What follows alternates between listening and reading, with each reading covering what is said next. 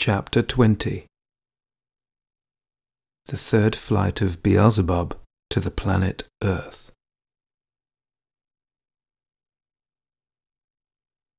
After a brief pause, Beelzebub continued to speak as follows. This time I remained at home, that is, on the planet Mars, only a short while. Just long enough to see and talk with those who had newly arrived, and to give certain directions of a common tribal character. Having disposed of the said affairs, I descended again to your planet with the intention of continuing the pursuit of my aim, that is, the uprooting among these strange, three-centered beings of their terrifying custom of doing, as it were, divine work by destroying the existence of beings of other brain systems. On this third descent of mine to the planet Earth, our ship occasion did not alight on the sea Colhidius, which is now called there Caspian Sea, but on the sea called at that period the Sea of Beneficence. We decided to alight on this sea because I wished this time to go to the capital of the beings of the second group of the continent Ashark, then named the city Gob, which was situated on the southeastern shore of that sea. At that time, the city Gob was already a large city, and was well known over the whole planet for its production of the best fabrics and the best what are called precious ornaments. The city Gob was situated on both banks of the mouth of a large river called the Keria Chi, which flowed into the Sea of Beneficence and which had its rise in the eastern heights of this country. Into this Sea of Beneficence, on its western side, another large river flowed called the Naria Chi, and it was in the valleys of these two large rivers that the beings of the second group of the continent Ashark chiefly existed.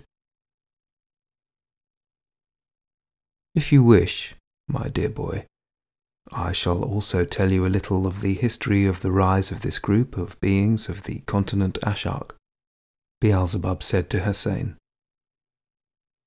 Yes, grandfather, yes. I shall listen to you with great interest and much gratitude, replied his grandson. Then Beelzebub began.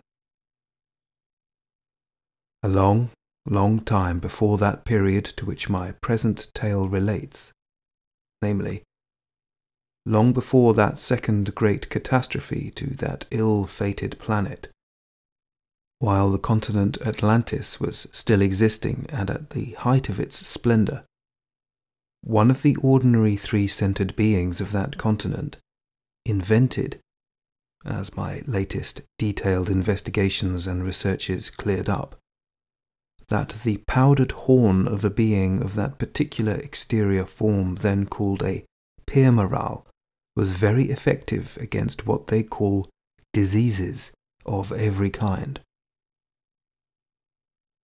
His invention was afterwards widely spread by various freaks on your planet, and also there was gradually crystallized in the reason of the ordinary beings there an illusory directing factor, from which, by the way, there is formed in the whole of the presence of each of your favourites, especially of the contemporary ones, the reason of what is called their waking existence, which factor is the chief cause of the frequent change in convictions accumulated in them. Owing to just this factor, crystallized in the presences of the three-brained beings of your planet of that period, it became the rule that anyone, as they say, who fell ill of some disease or other, invariably had to be given this powdered horn to swallow. It is not without interest to remark that Pere Morals breed there at the present time also. But, since contemporary beings take them merely for one of the species of being they collectively call deer, they have no special name for them. So, my boy, as the beings of the continent Atlantis destroyed very many beings of that form for the sake of these horns, they very soon became extinct. Then a number of beings of that continent, who had by this time already made a profession of hunting these beings, went hunting for them on other continents and islands. This hunting was very difficult, because for the capture of these Pere Morals a great many of these hunter beings were required. So these professional hunters always took their whole families with them for assistance. Once several of these hunter families joined together and set off to hunt the Pere Morals on a very remote continent then called Iranan, which later, after having been changed owing to the second catastrophe, was called the continent Ashark. This was the same continent your contemporary favourites now call Asia. For my further tales concerning these three-brained beings who have taken your fancy, it will be very useful for you, I think, if I emphasize here that on account of various disturbances during the second terrestrial catastrophe, several parts of the continent Iranan entered within the planet, and other terra firmas emerged in their place and attached themselves to this continent, which in consequence became considerably changed and became in size almost what the continent Atlantis had been for the planet Earth before the catastrophe. Well, then, my boy, while this said group of hunters were once with their families pursuing a herd of these Pere Morals, they reached the shores of the water space which was later called the Sea of Beneficence. Both the sea itself and its rich and fertile shores so greatly pleased this group of hunters that they did not wish to return to the continent Atlantis. And from that time on, they remained to exist there, on those shores.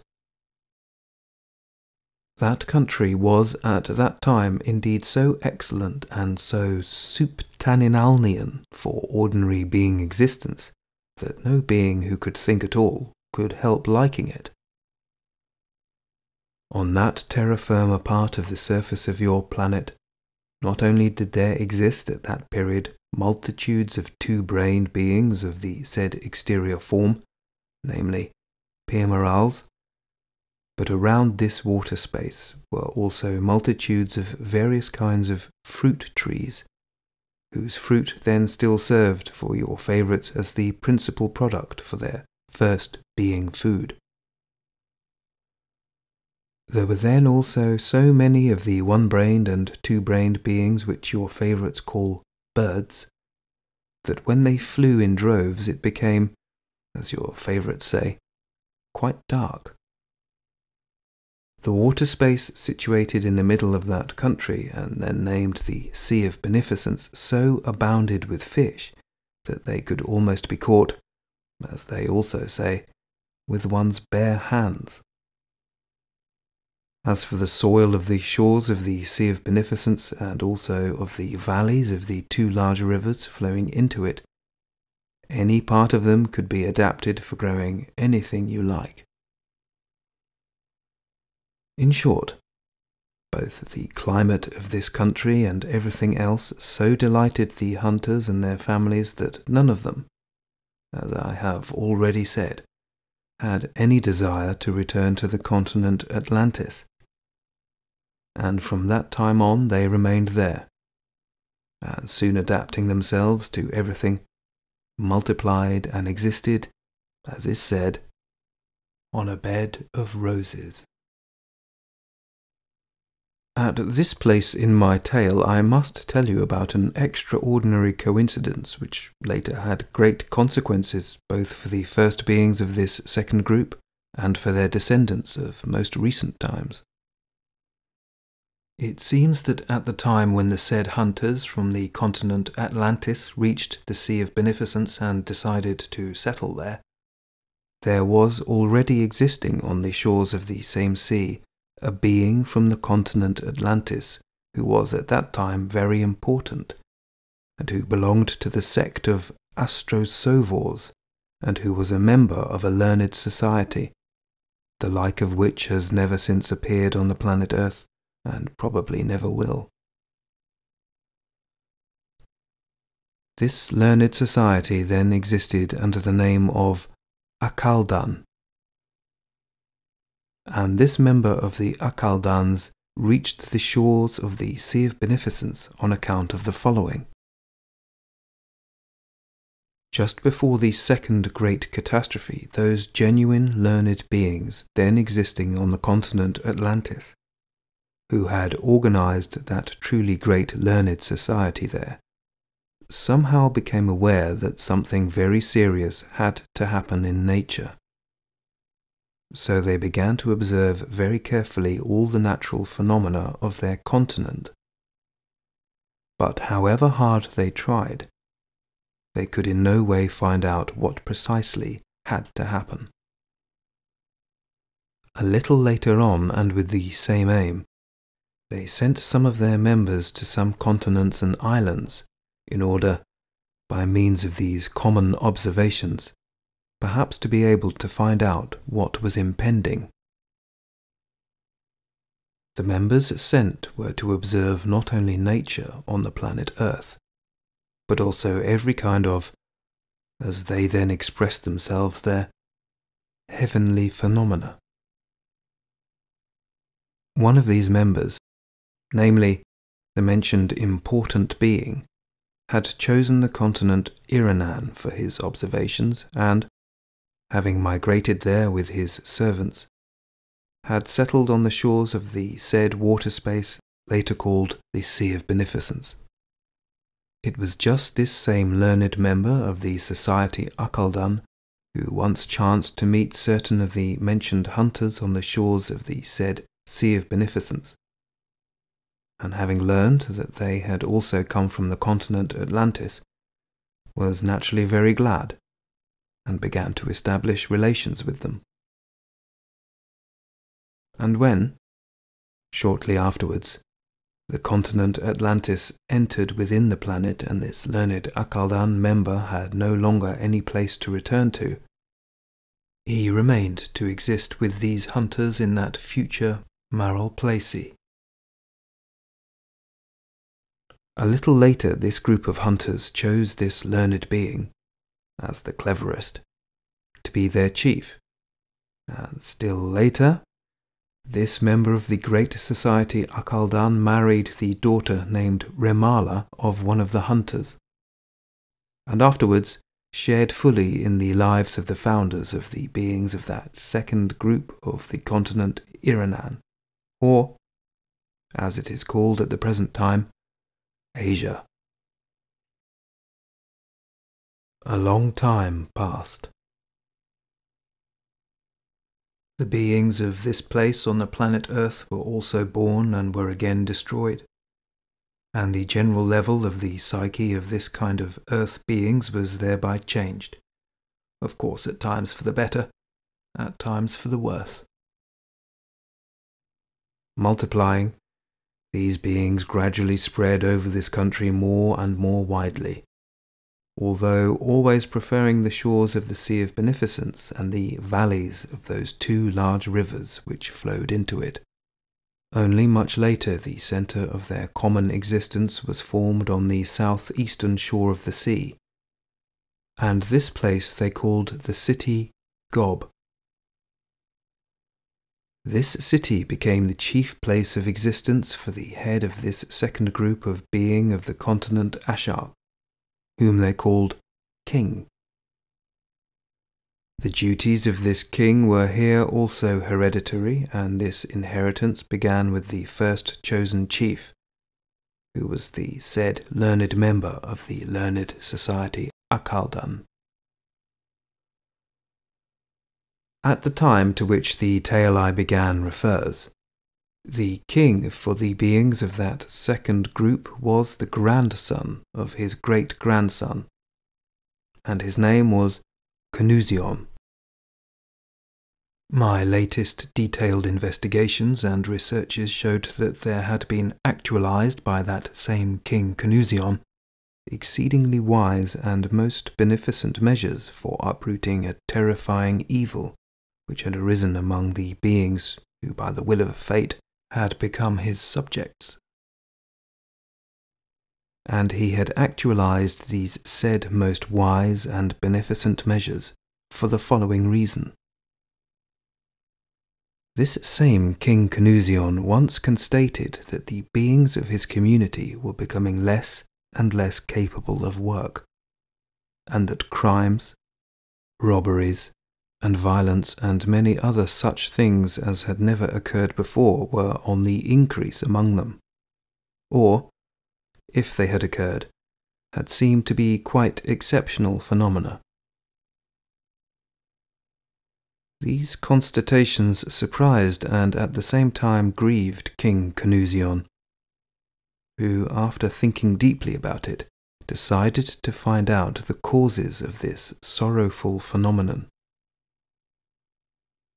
After long observations, he finally cleared up for himself that the cause of the phenomenon was a new habit of the beings of his community, namely, their habit of chewing the seed of a plant then called Gulgulian. This surplanetary formation also arises on the planet Earth at the present time, and those of your favourites who consider themselves educated call it Papavaroon, but the ordinary beings simply call it the poppy. Here it must without fail be noticed that the beings of Maralplacy then only had a passion for chewing those seeds of the mentioned surplanetary formation, which had without fail to be gathered at the time of what is called ripeness. In the course of his further close observations and impartial investigations, King Knuzion clearly understood that these seeds contained a something that could completely change, for the time being, all the established habits of the psyche of those beings who introduced this something into themselves, with the result that they saw, understood, felt, sensed, and acted quite otherwise than they were previously accustomed to see, sense, act, and so on. For instance, a crow would appear to them to be a peacock, a trough of water, a sea, a harsh clatter, music, goodwill, enmity, insults, love, and so on and so forth. When King Knuzion became clearly convinced of all this, he immediately dispatched everywhere trusted and faithful subjects of his, strictly to command in his name all beings of his community to cease chewing the seeds of the mentioned plant. He also arranged for the punishment and fine of those beings who should disobey this order. Thanks to these measures of his, the chewing of the said seeds seemed to diminish in the country of Maralplacy. But after a very short time it was discovered that the number of those who chewed had only seemingly diminished. In reality, they were even more than before. Having understood this, the wise King Knuzion thereupon resolved to punish still more severely those who should continue chewing. And at the same time he strengthened the surveillance of his subjects and also the strictness of the enforcement of the punishment of the guilty. and he himself began going about everywhere in the city of Gob, personally examining the guilty and impressing them by various punishments, physical and moral. In spite of all this, however, the desired result was not obtained, as the number of those who chewed increased more and more in the city of Gob itself, and corresponding reports from other places in the territories subject to him also increased daily. It then became clear that the number of those who chewed had increased still more because many of the three-brained beings who had never previously chewed now began chewing merely out of what is called curiosity, which is one of the peculiarities of the psyche of the three-brained beings of that planet which has taken your fancy. That is to say, curiosity to find out what effect those seeds had, the chewing of which was prohibited and punished by the king with such insistence and relentless severity. I must emphasize here that though the said particularity of their psyche began to be crystallized in your favorites immediately after the loss of Atlantis, yet in none of the beings of former epochs did it function so blatantly as it does now in the contemporary three-brained beings there. They have more of it, perhaps, than there are hairs on a tusuk. So, my boy, when the wise King Canusian finally became quite convinced that it was not possible by the described measures to extirpate the passion for chewing the seeds of Gulgulian, and saw that the only result of his measures was the death of several who were punished, he abrogated all the measures he had previously taken, and again began to think seriously about a search for some other real means for destroying this evil, lamentable for his community. As I learned much later, owing to a very ancient surviving monument, the great King Canusion then returned to his chamber, and for 18 days neither ate nor drank, but only very seriously thought and thought. It must in any case be noticed here that those latest researches of mine showed that King Canusion was then particularly anxious to find a means of uprooting this evil, because all the affairs of his community were going from bad to worse. The beings who were addicted to this passion almost ceased to work. The flow of what is called money into the communal treasury entirely ceased, and the ultimate ruin of the community seemed to be inevitable. Finally, the wise king decided to deal with this evil indirectly, namely, by playing on the weaknesses in the psyche of the beings of his community.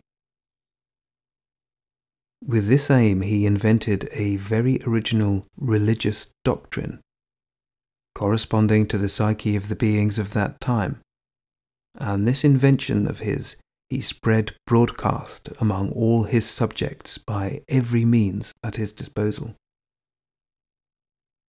In this religious doctrine it was said, among other things, that far from our continent Ashark was a larger island where existed our Mr. God. I must tell you that in those days not one of the ordinary beings knew that, besides their planet Earth, other cosmic concentrations existed. The beings of the planet Earth of those days were even certain that the scarcely visible white points far away in space were nothing more than the pattern on the veil of the world, that is to say, just of their planet, as, in their notions then, the whole world consisted, as I have said, of their planet alone. They were also convinced that this veil was supported like a canopy on special pillars, the ends of which rested on their planet. In that ingeniously original religious doctrine of the wise King Canusion, it was said that Mr. God had intentionally attached to our souls the organs and limbs we now have to protect us against our environment, and to enable us efficiently and profitably to serve both himself personally and the souls already taken to that island of his. And when we die, and our soul is liberated from all these specially attached organs and limbs, it becomes what it should really be, and is then immediately taken just to this island of his, where our Mr. God, in accordance with how our soul with its added parts has existed here on our continent Ashak, assigns to it an appropriate place for its further existence. If the soul has fulfilled its duties honestly and conscientiously, Mr. God leaves it for its further existence on his island. But the soul that here on the continent Ashak has idled or discharged its duties indolently and negligently, that has, in short, existed only for the gratification of the desires of the parts attached to it, or finally, that has not kept his commandments. Such a soul our Mr. God sends for its further existence to a neighbouring island of smaller size. Here, on the continent Ashak, exist many spirits attendant upon him, who walk among us in caps of invisibility, thanks to which they can constantly watch us unnoticed, and either inform our Mr. God of all our doings, or report them to him on the Day of Judgment. We cannot in any way conceal from them either any of our doings or any of our thoughts. It was still further said that just like our continent Ashak, all the other continents and islands of the world had been created by our Mr. God, and now existed, as I have said, only to serve him and the deserving souls already dwelling on his island. The continents and islands of the world are all places, as it were, for preparation, and storehouses for everything necessary for this island of his. That island on which Mr. God himself and the deserving souls exist is called Paradise, and existence there is just roses, roses. All its rivers are of milk, their banks of honey. Nobody needs to toil or work there. Everything necessary for a happy, carefree and blissful existence is there, because everything requisite is supplied there in superabundance from our own and the other continents and islands of the world. This island paradise is full of young and lovely women, of all the peoples and races of the world, and each of them belongs for the asking to the soul that desires her. In certain public squares of that superb island, mountains of various articles of adornment are always kept, from the most brilliant diamonds to the deepest turquoise, and every soul can take anything he likes, also without the least hindrance. In other public squares of that beatific island are piled huge mountains of sweetmeats specially prepared with essence of poppy and hemp, and every soul may take as much as he pleases at any time of the day or night. There are no diseases there, and of course none of those lice or flies that give us all no peace here and blight our whole existence. The other, smaller island to which our Mr. God sends for their further existence the souls whose temporary physical parts have been idle here and have not existed according to his commandments, is called Hell. All the rivers of this island are of burning pitch, the whole air stinks like a skunk at bay. Swarms of horrible beings blow police whistles in every square, and all the furniture, carpets, beds, and so on there are made of fine needles with their points sticking out. One very salted cake is given once a day to every soul on this island, and there is not a single drop of drinking water there. Many other things are also there of a kind that the beings of Earth not only would not like to encounter, but not even experience in thought. When I first came to the country of Maralplacy, all the three-brained beings of that country were followers of a religion based on the just mentioned ingenious religious doctrine, and this religion was then in full bloom. To the inventor himself of this ingenious religious doctrine, namely the wise King Knuzion, the sacred Raskuano had occurred long before this time. That is to say, he had long previously died. But of course, owing once again to the strangeness of the psyche of your favourites, his invention had taken such a strong hold there that not a single being in the whole country of Maralplacy then doubted the truth of its peculiar tenets. Here also in the city Gob, from the first day of my arrival, I began visiting the Kaltani, which were already called Chaihana. It must be noticed that although the custom of sacrificial offerings was also flourishing at that period in the country of Maralplacy, it was not on the large scale on which it had flourished in the country Tikliamish. There in the city Gob I began deliberately looking for a corresponding being, in order to make friends with him, as I had in the city Korkalai. And indeed I soon found such a friend here also, but this time he was not a priest by profession. My friend here turned out to be the proprietor of a large Chaihana, and although I became, as it is said there, on very good terms with him, nevertheless I never had that strange tie with him which arose in my essence towards the priest Abdil in the city Korkalai.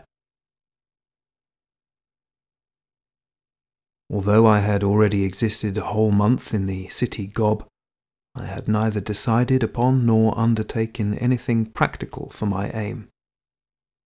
I simply wandered about the city Gob, visiting first the various Chaihana, and only later the Chaihana of my new friend there. During this time I became familiar with many of the manners and customs of this second group, and also with the fine points of their religion. And at the end of the month I decided to attain my aim here also, through their religion. After serious pondering, I found it necessary to add something to the religious doctrine existing there, and I counted on being able, like the wise King Knuzion, to spread this addition of mine effectively among them. Just then I invented that those spirits in caps of invisibility who, as it was said in that great religion, watch our deeds and thoughts in order to report them later to our Mr. God, are none other than just the beings of other forms which exist among us. It is just they who watch us and report everything to our Mr. God. But we people not only fail to pay them their due honour and respect, but we even destroy their existences for our food as well as for sacrificial offerings. I particularly emphasized in my preaching that not only ought we not to destroy the existence of the beings of other forms in honor of Mr. God, but that, on the contrary, we ought to try to win their favor and to beseech them at least not to report to Mr. God those little evil acts of ours which we do involuntarily. And this edition of mine I began to spread by every possible means, of course, very cautiously. At first, I spread this invention of mine through my new friend there, the proprietor of the Chaihana. I must tell you that his Chaihana was almost the largest in the whole city Gob, and it was very famous for its reddish liquid, of which the beings of the planet Earth are very fond. So there were always a great many customers there, and it was open day and night. Not only did the inhabitants of the city itself go there, but also all the visitors from the whole of Maralplacy. I soon became quite expert in talking with and persuading individual customers, as well as all those present in the Chaihana. My new friend himself, the proprietor of the Chaihana, believed my invention so firmly that he didn't know what to do with himself for repentance for his past. He was in constant agitation and bitterly repented his previous disrespectful attitude and his treatment of the various beings of other forms. Becoming day by day a more ardent preacher of my invention, he thereby not only helped to spread it in his own Chaihana, but he even began of his own accord to visit other Chaihana in the city Gob, in order to spread the truth which had so agitated him. He preached in the marketplaces, and several times made special visits to the holy places, of which there were then already many in the outskirts of the city Gob, and which had been established in honor or in memory of somebody or something. It is very interesting to remark here that the information that serves on the planet Earth for the rise of a holy place is usually due to certain earth beings called liars. This disease of lying is also very widespread there. On the planet Earth, people lie consciously and unconsciously. And they consciously lie there when they can obtain some personal material advantage by lying. And they unconsciously lie there when they fall ill with a disease called hysteria. In addition to the proprietor of the Chaihana there in the city Gob, a number of other beings very soon began unconsciously to assist me, who, like the proprietor of the Chaihana, had meanwhile become ardent supporters of my invention. And all the beings of that second group of Asiatic beings were soon eagerly spreading this invention of mine, and persuading each other of it as an indubitable truth that had suddenly been revealed. The result of it all was that there in the country of Maralplacy, not only were sacrificial offerings indeed diminished, but they even began to treat the beings of other forms with unprecedented attention. Such comical farces very soon began there that though I myself was the author of the invention, I nevertheless found it very difficult to refrain from laughter. Such comical farces occurred as, for instance, the following. A highly respectable and wealthy merchant of the city Gob would be riding in the morning on his donkey to his own shop, and on the way a motley crowd of beings would drag this respectable merchant off his donkey and thoroughly maul him because he had dared to ride on it. And then the crowd, bowing low, would escort the donkey on which the merchant had been riding wherever it chose to go, or what is called a woodcutter, would be hauling wood to market with his own oxen from the forest to the town. A mob of citizens would drag him also off his cart, and after mauling him, very gently unyoke the oxen and escort them wherever they wished to go. And if the cart was seen in a part of the city where it might hold up the traffic, the mob of citizens would themselves drag the cart to the market and leave it there to its fate. Thanks to this invention of mine, various quite new customs were very soon created in the city Gob.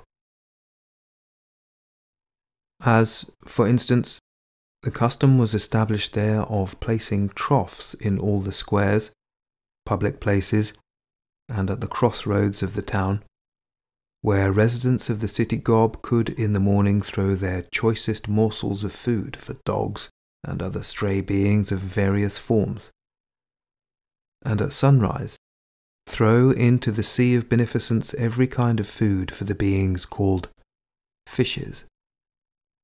But the most peculiar of all was the custom of paying attention to the voices of beings of various forms. As soon as they heard the voice of a being of any form, they immediately began to praise the names of their gods and to await their blessing. It might be the crowing of a cock, the barking of a dog, the mewing of a cat, the squealing of an ape, or so on. It would always startle them. Here it is interesting to notice that for some reason or other they would always on these occasions raise their heads and look upwards, even though, according to the teaching of their religion, their god and his assistants were supposed to exist on the same level as themselves, and not where they directed their eyes and prayers. It was extremely interesting at these moments to watch their faces. "Pardon me, your right reverence," interrupted at that moment Beelzebub's old devoted servant Ahun, who had also been listening with great interest to his tales. "Do you remember, your right reverence, how many times in that same city Gob we ourselves had to flop down in the streets during the cries of beings of different forms?" To this remark, Beelzebub said, "Certainly I remember, dear Ahun. How could I forget such comical impressions?" "You must know," he then continued, turning to Hussein again, "that the beings of the planet Earth are inconceivably proud and touchy.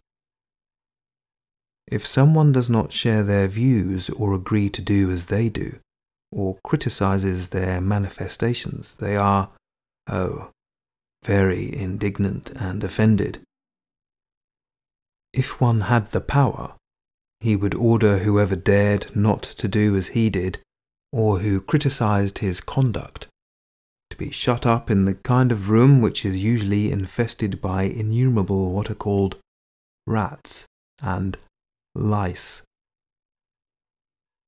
And at times, if the offended one had greater physical strength, and an important power-possessing being with whom he was not on very good terms was not watching him, he would simply maul the offender, as the Russian Sidor once mauled his favourite goat. Well knowing this aspect also of their strange psyche, I had no desire to offend them and to incur their wrath. Furthermore, I was always profoundly aware that to outrage anybody's religious feeling is contrary to all morality.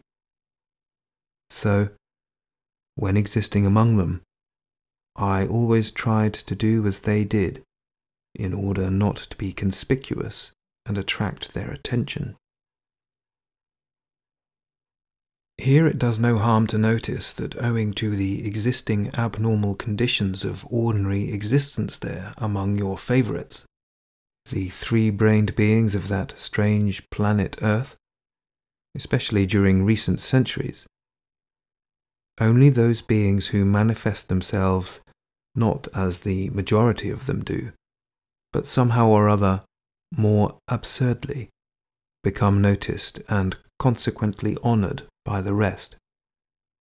And the more absurd their manifestations and the more stupid, mean, and insolent the tricks they play, the more noticed and famous they become. And the greater is the number of the beings on the given continent, and even on other continents, who know them personally, or at least by name. On the other hand, no honest being who does not manifest himself absurdly will ever become famous among other beings, or even be simply noticed, however good-natured and sensible he may be in himself. And so, my boy, what our Ahun so mischievously reminded me about concerned just that custom, which developed there in the city gob, of attaching significance to the voices of beings of various forms, and particularly to the voice of what are called donkeys, of which there were then, for some reason or other, a great many in the city gob. The beings of all other forms of that planet also manifest themselves by voice, but at a definite time. For instance, the cock cries at midnight, an ape in the morning when it is hungry, and so on. But donkeys there bray whenever it enters their heads to do so, and in consequence you may hear the voice of that silly being there at any time of the day or night.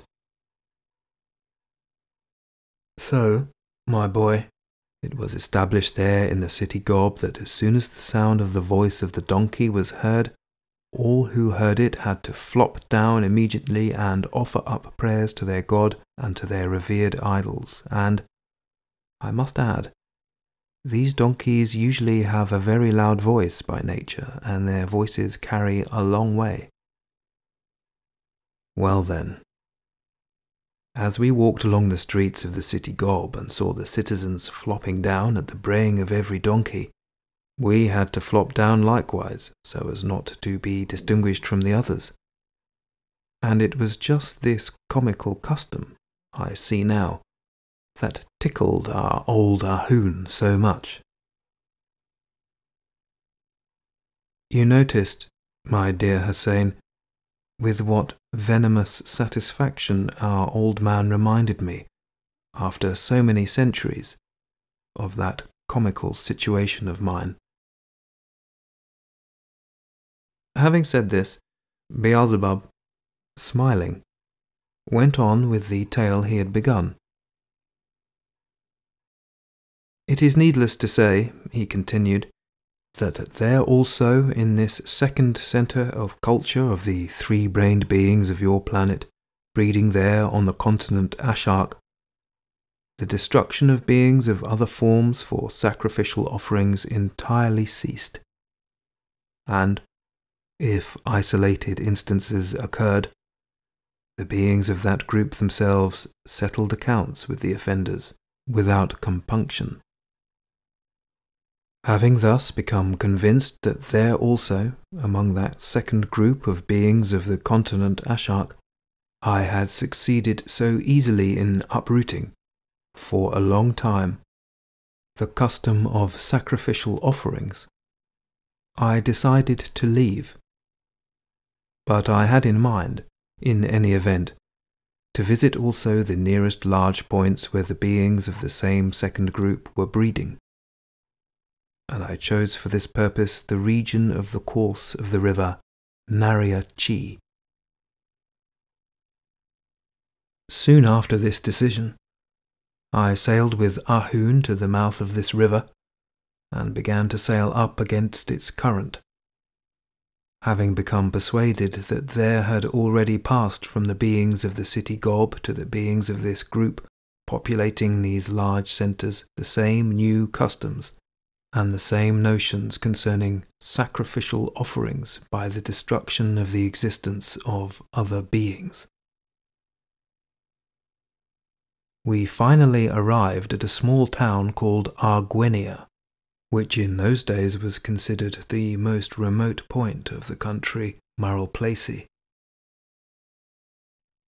Here also there existed a fair number of beings of this second Asiatic group who were engaged chiefly in obtaining from nature what is called turquoise. There in the small town of Arguinia I began, as usual, to visit their various chaihana, and there also I continued my usual procedure.